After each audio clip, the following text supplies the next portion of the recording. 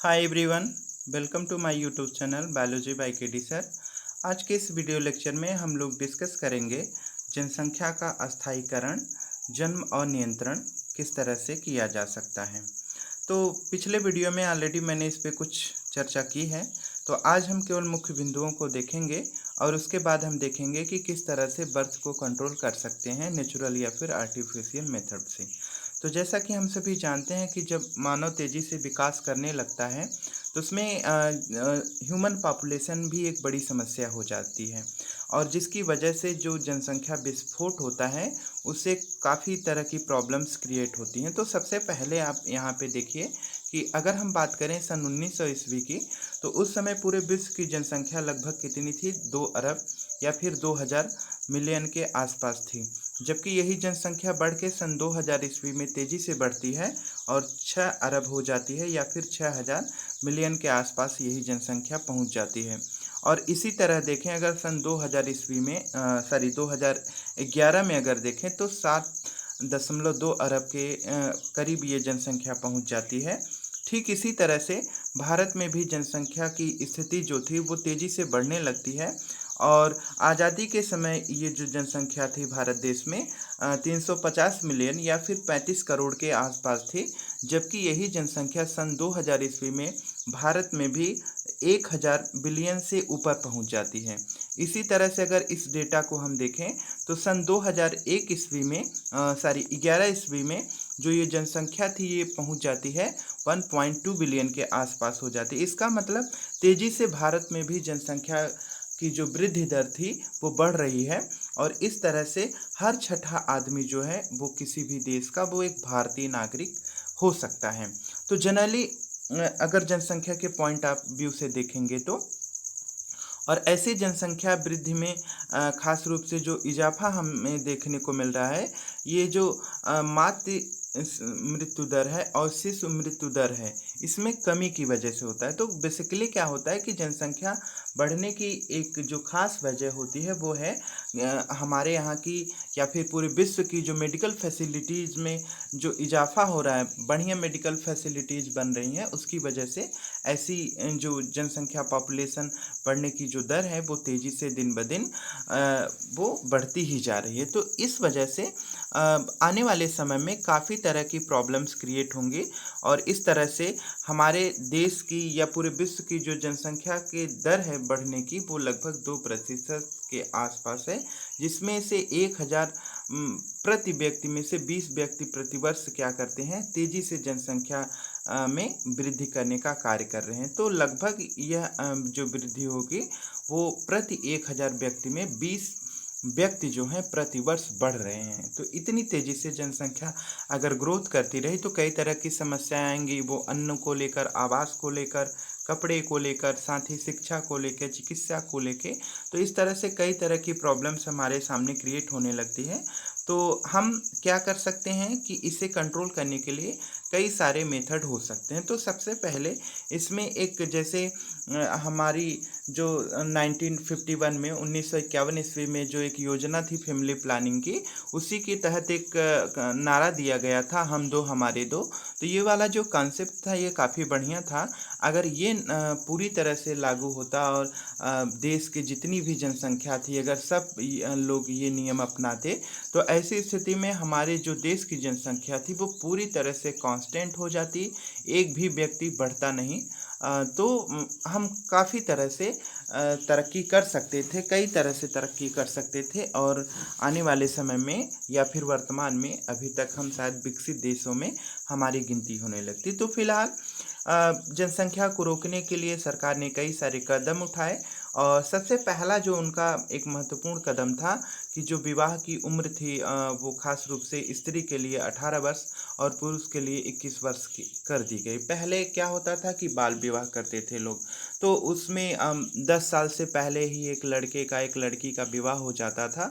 तो वो होता क्या था, बचपन से ही लोग कम जानकारी यहाँ होती थी उनमें सामाजिक रूप से उन्हें पूरी तरह से अवेयरनेस उनमें नहीं रहता था। तो ऐसी स्थिति में वो कम उम्र में ही बच्चों को जन्म देना शुरू कर देते थे और तो ज़्यादा जनसंख्या बढ़ने का ये एक महत्वपूर्ण कारण था पहले के समय का।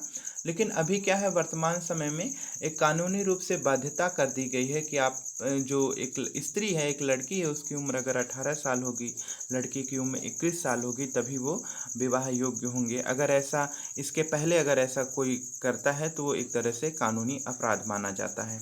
तो एक इसी कड़ी में हम देखेंगे कि जो परिवार नियोजन है, वो फैमिली प्लानिंग, उसके लिए भी कई तरह के और मेथड होते हैं। तो एक आदर्श गर्भ निरोधक प्रयोगकर्ता के लिए बेसिकली क्या होता है, आसानी रूप से कई तरह के प्रभावी तरीके होते हैं, जिसका वो अगर उपयोग करता है तो उससे भी वो जनसंख्या में जो वृद्धि की दर है वो रोक सकता है। एक प्रति व्यक्ति अगर ऐसा करता है तो जनसंख्या में जो वृद्धि हो रही है उसे रोका जा सकता है।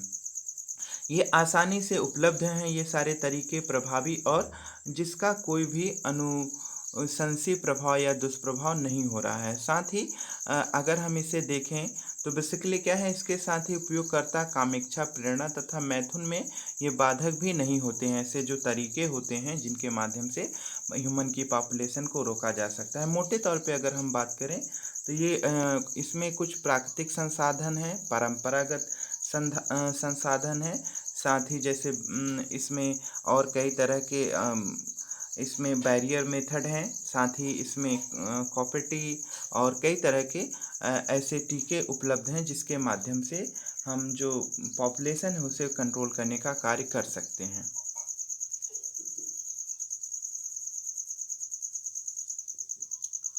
तो सबसे पहला जो मेथड है पॉपुलेशन को कंट्रोल करने का, वो है प्राकृतिक विधियां, नेचुरल मेथड्स। तो इसमें क्या होता है कि जनरली हम लोग ये विधियां जो होती हैं ये अंडाणु, ओवम एवं शुक्राणु के संगम को रोकने में खास रूप से रिस्पॉन्सिबल होती है। ये इस सिद्धांत पे ही कार्य करती हैं। इनमें जनरली क्या होता है, एक उपाय आवधिक संयम है। तो इसमें जो बेसिकली होती है, जो माहवारी का जो टाइम होता है, मेंस्ट्रुअल साइकिल जो होती है, उसी के अकॉर्डिंग जो एक मेल होता है वो फीमेल के साथ सेक्सुअल रिलेशनशिप में होता है। तो ऐसी स्थिति जो होती है बेसिकली, ये क्या होते हैं, अंडोत्सर्ग की अपेक्षिक अवधि मानते हैं इसमें। तो जो अंडोत्सर्ग होता है, अंडोत्सर्ग के टाइम पे ही जनरली इसमें जो 10वें से 17वें दिन के बीच की जो स्थिति होती है, तो ज़्यादातर इस कंडीशन में प्रेगनेंसी के चांसेस होते हैं। तो अगर 10वें से 17वें मतलब मेंस्ट्रुअल साइकिल के जस्ट बाद 10वें से 17वें दिन के बीच में अगर मेल और फीमेल दोनों अगर शारीरिक संबंध नहीं रखते हैं तो ऐसी स्थिति में प्रेगनेंसी के कम चांसेस होते हैं। तो ये एक तरह का प्राकृतिक विधि है, प्राकृतिक मेथड है। और इस दौरान ये दोनों मैथुन क्रिया से अगर बचते हैं तो ऐसी स्थिति में जो सगर्भता की स्थिति होती है उसके आने के कम चांसेस होते हैं। साथ ही ऐसी विधि में गर्भधारण के बहुत अधिक जो है चांस नहीं होते हैं। फिर भी ऐसी स्थिति में मैथुन न करने से, सहवास न करने पर गर्भधारण से जनरली बच सकते हैं। साथ ही इसमें एक और विधि होती है, वाय स्खलन या अंतरित मैथुन, क्वाइटस इंटरप्शन, एक अन्य विधि होती है। इसमें जनरली क्या होता है कि ये भी एक नेचुरल मेथड है, वायस्खलन या आंतरिक मैथुन, क्वाइटस इंटरप्शन। इसमें जनरली क्या होता है, जो पुरुष साथी होता है वो संभोग के दौरान जब वो वीर्य स्खलन के ठीक पहले तो जनरली क्या होता है कि वो अपने पेनिस को वेजाइना से बाहर कर लेता है। ऐसी स्थिति में जो स्पर्म होता है वो वेजाइना में रिलीज ना होके वीर्यसेचन की जो क्रिया होती है वो स्त्री के योनि के बाहर होती है। तो ऐसी स्थिति से भी जनरली क्या होता है कि गर्भधारण की स्थिति नहीं होती है। तो एक तो तरीका हुआ कि वो 10वें से 17वें दिन की जो बीच की अवधि होती है मेंस्ट्रुअल साइकिल में, तो उस स्थिति में वो मैथुन से बचे।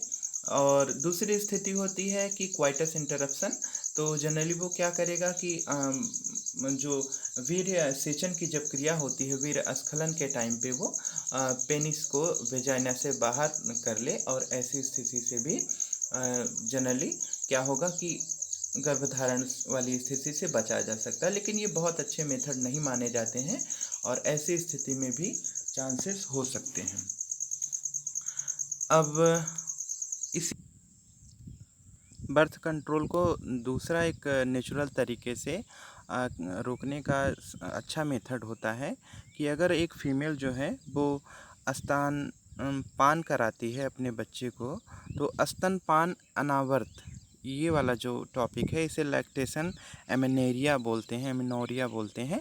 तो इसमें बेसिकली क्या होता है कि जो फीमेल अपने बच्चे को अगर पूर्ण रूप से स्तनपान कराती है, तो ऐसी स्थिति के कारण उस टाइम पे पूरी तरह से जो मेंस्ट्रुअल साइकिल होती है वो भी स्टॉप होती है और ओव्यूलेशन की क्रिया भी नहीं होती है। तो ऐसी कंडीशन में भी जनरली क्या होता है कि स्त्री के गर्भधारण करने की संभावना बहुत कम हो जाती है या फिर न के बराबर होती है। तो जनरली क्या होता है, प्रसव के बाद जो स्त्री बच्चे को अगर पूर्ण रूप से भरपूर स्तनपान कराती है तो आर्तव चक्र और जो अंडोत्सर्ग की जो क्रिया होती है वो पूरी तरह से रुकी होती है। तो इस दौरान अगर मेल फीमेल दोनों अगर एक दूसरे से शारीरिक संबंध रखते हैं तो ऐसी स्थिति में भी जनरली क्या होता है कि गर्भधारण की संभावना बहुत कम हो जाती है। यह अवधि जनरली क्या होती है, 4 से 6 माह की होती है और गर्भधारण के अवसर लगभग इस समय पे शून्य होते हैं, मतलब न के बराबर होते हैं। तो बेसिकली होता क्या है कि प्रसव के बाद 6 माह की अवधि लगातार ही यह विधि इसलिए कारगर मानी जाती है, इस तरह के कंट्रोल के लिए कारगर मानी जाती है। परंतु इस विधि में भी कभी-कभी क्या होता है, ऐसी स्थिति के कारण भी जनरली प्रेगनेंसी हो जाती है। तो ये सारी विधियां बहुत बेहतर विधियां नहीं मानी जाती हैं। ये थोड़ा-सा इनमें भी संशय होता है, कभी-कभी मतलब इन कंडीशंस में भी जनरली प्रेगनेंसी हो जाती है। तो अब हम दूसरे नंबर पे डिस्कस करेंगे रोध बैरियर्स। तो रोध बैरियर्स क्या होते हैं? तो इनमें क्या होता है, जनरली हम लोग ये कृत्रिम विधियां हैं और ये विधियां जो होती हैं जनरली ये कारगर विधियां मानी जाती हैं। तो इन विधियों के अंदर क्या होता है, रोधक का उपयोग किया जाता है, बैरियर्स का उपयोग किया जाता है और ये जनरली क्या करते हैं, अंडाणु और शुक्राणु को भौतिक रूप से मिलने से रोकने में सहायता करते हैं। ऐसी स्थिति इस प्रकार के उपाय में जो पुरुष एवं स्त्री होते हैं वो दोनों के लिए होते हैं। जनरली इसमें क्या होता है, कंडोम का यूज किया जाता है, तो निरोध का यूज किया जाता है।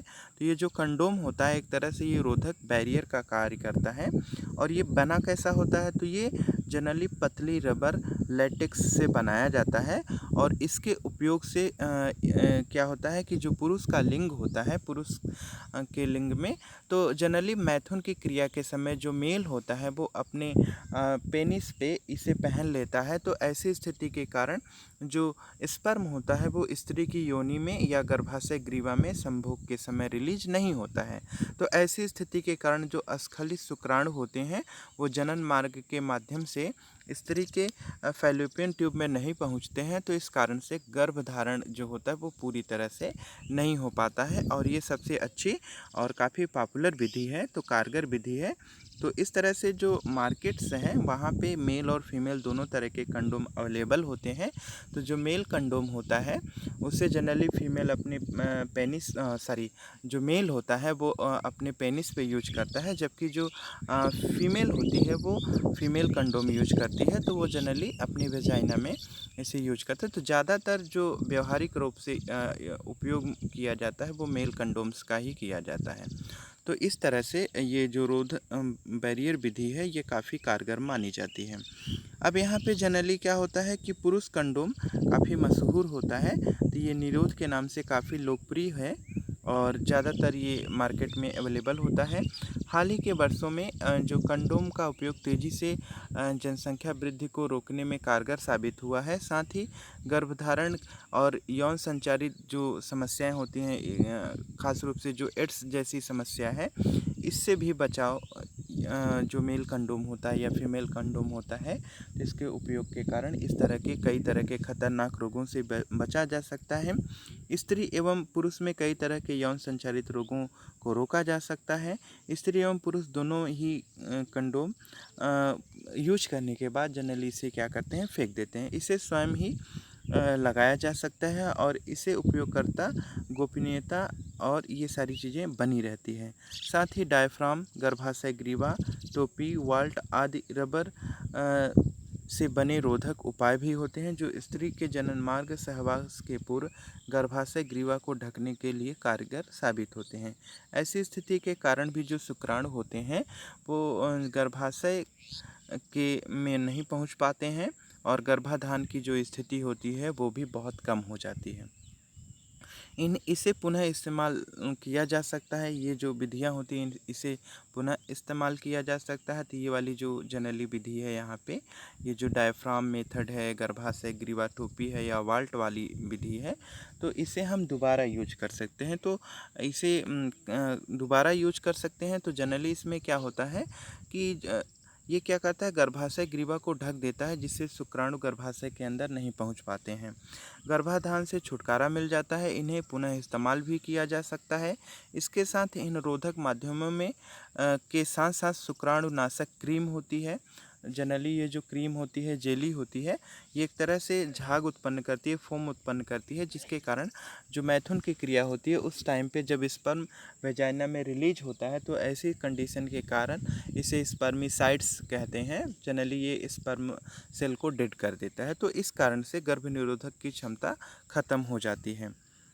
तो क्षमता काफ़ी जिससे इनकी गर्भ निरोधक क्षमता ख़त्म हो जाती है या फिर गर्भ निरोधक क्षमता काफ़ी बढ़ जाती है। तो भारत में दूसरी प्रभावी और लोकप्रिय विधि जो है वो है अंतः गर्भाशय युक्ति इंट्रायूटेराइन डिवाइस आईयूडी। तो इनका उपयोग भी बड़े पैमाने पे इंडिया में किया जाने लगा है। ये युक्तियाँ, ये विधियाँ जो होती हैं ये डॉक्टरों या अनुभवी नर्सों द्वारा योनि मार्ग से गर्भाशय में लगाई जाती हैं। तो आजकल ये विभिन्न प्रकार की अंतः गर्भाशय युक्तियाँ, औषधि रहित आईयूडी विधियाँ उपलब्ध हैं, जैसे लिपेप्स लूप है और साथ ही ताबा मोचक आईयूडी है, कॉपर टी है, 7 मल्टी लोड 375 कॉपर टी है तथा हार्मोन्स मोचक आईयूडी प्रोजेस्टेरास्टाट्स LNG-20 आदि। ये कई तरह की विधियां हैं जिनका उपयोग हम लोग अनवांटेड प्रेगनेंसी को रोकने के लिए करते हैं। तो इसके साथ ही ये जो विधियां होती हैं इन सब का उपयोग जो फीमेल होती है, जो उसके रिप्रोडक्टिव पार्ट्स होते हैं, जनरली जो यूट्रस होता है या फिर जो फैलोपियन ट्यूब होते हैं उसको ब्रेक करने में इनका उपयोग किया जाता है। साथ ही यहाँ पर जो कुछ दूसरी विधियाँ भी होती हैं, जैसे आईयूडी गर्भाशय के अंदर सीयू का आयन मोचित होने के कारण इसमें क्या होता है कि ये एक तरह से फैगोसाइट्स की क्रिया को बढ़ा देती हैं, जिससे जो शुक्राणु होते हैं उनकी गतिशीलता तथा उनके निषेचन की क्षमता पूरी तरह से समाप्त हो जाती है। इसके अतिरिक्त आईयूडी हार्मोन को गर्भाशय से में भ्रूण के रोकने के लिए अनुपयुक्त कर दिया जाता है।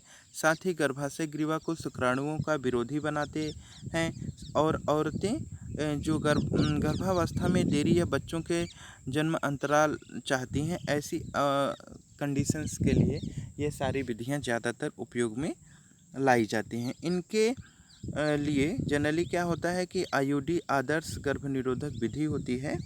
तो भारत में गर्भ निरोधक की यह विधियां व्यापक रूप से प्रचलित हैं और जो एक फीमेल होती है वो अपने बच्चों में अंतराल रखने का जो बेहद अच्छा मेथड होता है, तो उनके लिए जनरली ये सारी विधियां यूज की जाती हैं। महिलाओं द्वारा कुछ इसी तरह से कुछ दूसरी विधियां भी अपनाई जाती हैं, जिनमें जो फीमेल्स होती है वो गर्भ निरोधक गोलियों का उपयोग करती है जनरली। तो इनमें क्या होता है, प्रोजेस्टेरॉन और एस्ट्रोजन का संयोजन होता है। इन्हें मुंह द्वारा लिया जाता है और ये टिकिया के रूप में ली जाती हैं। ये गोलियां पिल्स के नाम से जनरली लोकप्रिय होती हैं, तो इन्हें पिल्स के नाम से जनरली जाना जाता है। और ये गोलियां 21 दिन तक प्रतिदिन ली जाती हैं। इससे आर्तचक्र माहवारी के प्रथम 5 दिनों, मुख्यतः पहले दिन से ही शुरू करनी चाहिए। तो जो मेंस्ट्रुअल साइकिल होती है, मेंस्ट्रुअल साइकिल का जो पहला दिन होता है वहीं से शुरू करके 21 दिन तक लगातार जो है इन गोलियों का उपयोग किया जाता है। तो ऐसी स्थिति के कारण जो गोलियां समाप्त होने के 7 दिनों के अंतर के बाद पुनः रक्तस्राव या फिर ऋतुस्राव जो शुरू होता है, इससे फिर से वैसे ही स्टार्ट किया जाता है। तो होता क्या है कि जैसे मान लेते हैं 28 दिन की मेंस्ट्रुअल साइकिल है, तो जनरली जो फर्स्ट डे होता है मेंस्ट्रुअल साइकिल का, जिसमें पहले से तीसरे दिन तक, पाँचवें दिन तक जब ब्लीडिंग होती है, तो उसी टाइम पे पहले दिन से ही इन गोलियों का उपयोग किया जाने लगता है। तो 21 दिन तक लगातार इन गोलियों का उपयोग किया जाता है। तो 21 फिर बच कितना रहा है, 7 दिन बच रहा है। तो 7 दिन तक गोलियों का उपयोग अगर नहीं भी किया जाएगा तो ऐसी स्थिति में जो फीमेल होती है उसके प्रेगनेंसी के चांसेस बहुत कम हो जाते हैं। लेकिन जब पुनः दोबारा मेंस्ट्रुअल साइकिल स्टार्ट होगी तो नेक्स्ट मंथ में, तो ऐसी स्थिति में पुनः इन गोलियों का उपयोग किया जाने लगता है। अब यहाँ पे हम देखेंगे कि अंडोत्सर्ग और रोपण की जो क्रिया होती है, बेसिकली यहाँ पे जो अंडोत्सर्ग और रोपण की क्रिया होती है इन गर्भनिरोधक गोलियों के कारण, ये पूरी तरह से रुक जाता है और गर्भाशय की ग्रीवा श्लेष्मा की गुणवत्ता को बदल देती है, जिससे शुक्राणु के प्रवेश पर रोक लग जाती है। साथ ही उनकी गति काफ़ी मंद हो जाती है, तो शुक्राणुओं की गति भी काफ़ी धीमी हो जाती है। यह गोलियां बहुत ही प्रभावशाली तथा बहुत कम दुष्प्रभाव वाली होती हैं। औरतों द्वारा यह खूब स्वीकार है और ज़्यादातर सहेली नामक जो औषधि है, जो गोली है, इसका सबसे बड़े पैमाने पे उपयोग किया जाता है।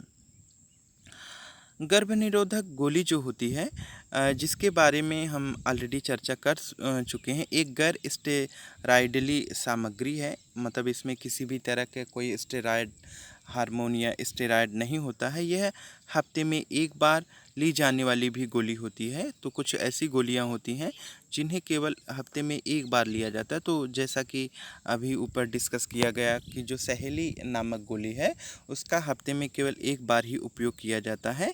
इसके दुष्प्रभाव भी बहुत कम होते हैं। यह उच्च गर्भनिरोधक क्षमता वाली गोली होती है। तो इसकी जो प्रेगनेंसी को रोकने की जो कैपेसिटी होती है, क्षमता होती है, वो अन्य गोलियों की अपेक्षा काफ़ी अधिक होती है। स्त्रियों द्वारा प्रोजेस्टेरॉन अकेले या फिर एस्ट्रोजन के साथ इसका संयोजन भी टीके अथवा त्वचा के अंतरोपण इम्प्लांट के रूप में किया जा सकता है।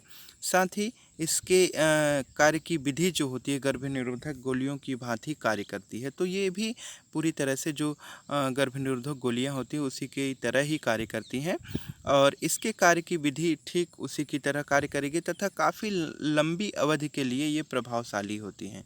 तो मैथुन के 72 घंटे के भीतर प्रोजेस्टेरॉन तथा प्रोजेस्टेरॉन एस्ट्रोजन संयोजन का प्रयोग किया जाता है, जो आईयूडी के उपयोग को आपातकालीन स्थिति में, जैसे मान लेते हैं कभी कभी क्या होता है कि जो फीमेल जो होती है वो किसी भी तरह के कोई बैरियर मेथड का भी यूज ना करे, मेल या फीमेल, और उनमें प्रेगनेंसी की स्थिति अगर होती है, संभावना होती है, तो ऐसी स्थिति के कारण अनवांटेड कुछ गोलियों का उपयोग किया जाता है, जिनके कारण भी जो प्रेगनेंसी होती है, अनवांटेड प्रेगनेंसी, उसे रोका जा सकता है।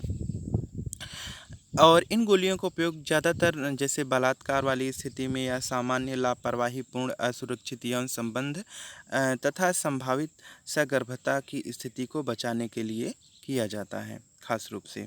अब इसके अलावा कुछ अन्य विधियां होती हैं आर्टिफिशियल मेथड में ही, जिनमें शल्य क्रिया विधियाँ, जिन्हें बंधीकरण विधियाँ भी कहते हैं, ये काफ़ी प्रचलित हैं। ये विधियाँ भी प्रायः उन लोगों के लिए सुझाई जाती हैं जिन्हें आगे गर्भावस्था पूरी तरह से नहीं चाहिए। इसे अस्थायी माध्यम के रूप में उपयोग किया जाता है। ये पुरुष अथवा स्त्री किसी दोनों में से किसी एक के द्वारा अपनाई जा सकती है।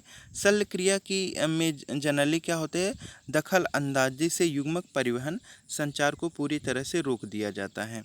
इसमें गर्भाधान की स्थिति पूरी तरह से समाप्त हो जाती है और इसे बंधीकरण प्रक्रिया पुरुषों के लिए शुक्रवाहक जो होता है, वैसोक्टॉमी कहा जाएगा इसे।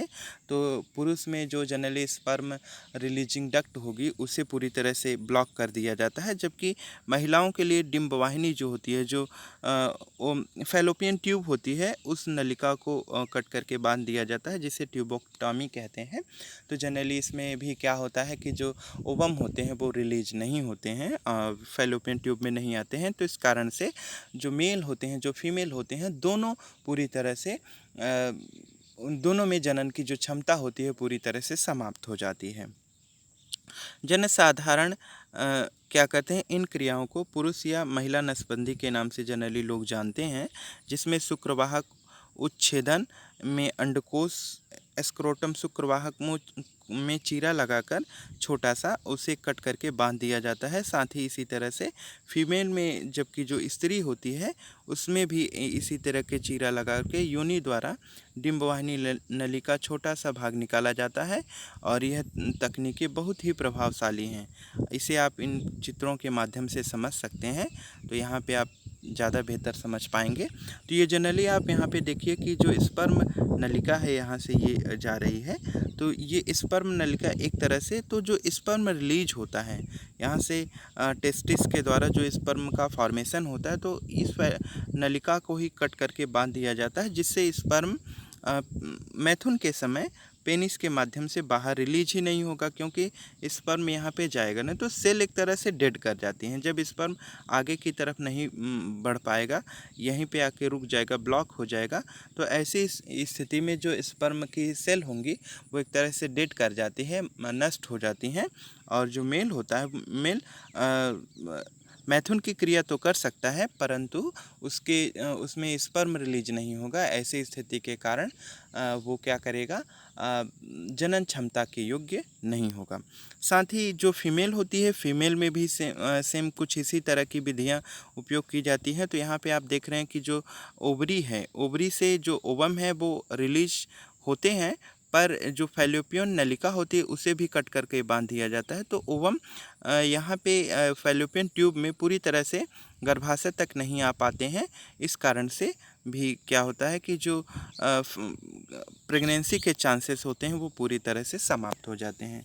तो एक तरह से जो इंडिया है वो मेल डोमिनेटिंग सोसाइटी है, यहाँ पे ज़्यादातर पुरुष प्रभावी होते हैं। तो ऐसी स्थिति में जो ये फैलोपियन ट्यूब है, तो जो वैसेक्टॉमी है उसे कम ट्यूबेक्टॉमी विधि जो होती है, जो नसबंदी वाली जो विधि होती है पुरुषों में उपयोग की जाती है, जबकि नलबंदी वाली जो विधि होती है वो स्त्रियों में उपयोग की जाती है। तो महिला नसबंदी ज़्यादातर उपयोग की जाती है, न कि पुरुष नसबंदी। इसी तरह से यहाँ पर कुछ और भी बातें जानने योग्य हैं, जैसा कि इस बात पे जोर देने की ज़रूरत है कि गर्भ निरोधक उपायों का चुनाव और उपयोग जो होता है किसी शिक्षित चिकित्सा कर्मी या विशेषज्ञ की सलाह परामर्श के माध्यम से ही होना चाहिए। कभी कभी क्या होता है कि इन विधियों का उपयोग हम कुछ गलत तरीक़ों से अगर करते हैं तो ऐसी स्थिति में कई तरह के दुष्प्रभाव भी हो सकते हैं। साथ ही प्राकृतिक प्रक्रिया सगर्भता या गर्भाधान के विरुद्ध कई तरह की दूसरी प्रॉब्लम्स भी क्रिएट हो सकती हैं। फिर सगर्भता को रोकने के लिए अंतराल रखने के लिए कई तरह के दूसरे और निजी कारण भी हो सकते हैं। तो इस तरह से और कई तरह के ऐसी विधियां भी होती हैं जो काफ़ी पीड़ादायक भी होती हैं। इसमें कुछ विधियां होती हैं जिसमें बीच बीच में रक्तस्राव भी होने लगता है। तो ऐसी और कुछ विधियों के उपयोग से कैंसर जैसी स्थिति भी उत्पन्न हो सकती है। तो इन सभी कारणों से कई तरह के दूसरे साइड इफ़ेक्ट भी हो सकते हैं। तो इस कारण से कुशल चिकित्सक की सलाह के माध्यम से ही ये सारी उपरोक्त विधियां अपनाई जानी चाहिए। और साथ ही यहाँ पे कुछ और भी बातें हैं जानने योग्य, जैसा कि यहाँ पे भारत सरकार द्वारा जनरली क्या है कि कुछ नियम और कायदे बनाए गए हैं, जिसमें क्या होता है कि गर्भपात की जो अवस्था होती है उसे किसी विशेष परिस्थिति में ही सगर्भता को समाप्त किया जा सकता है। और ऐसी स्थिति के कारण उनमें कौन कौन सी कंडीशंस होनी चाहिए, इसे हम लोग नेक्स्ट कड़ी में डिस्कस करेंगे। तो आज के वीडियो के लिए बस इतना ही। नेक्स्ट कड़ी में हम लोग बात करेंगे सगर्भता का चिकित्सीय समापन, मेडिकल टर्मिनेशन कैसे किया जाता है और क्या होता है। तो आज के लिए बस इतना ही। धन्यवाद।